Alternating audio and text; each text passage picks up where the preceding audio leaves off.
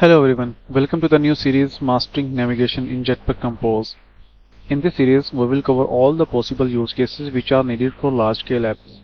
Here is the list of topics which we will cover in this series: navigation between two screens, pass data from screen A to B, pass data back from screen B to A, recommended way of passing complex objects, nested navigation. Let's say we are working on a large app which contains different modules, authentication, home, setting, etc.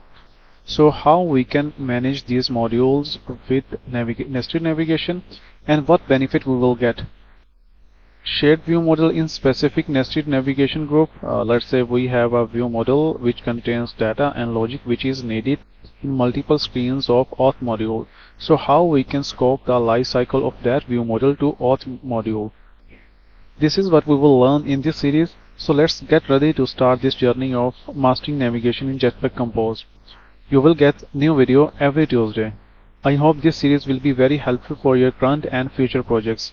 With this, we come to the end of this video. Thank you for watching. Bye.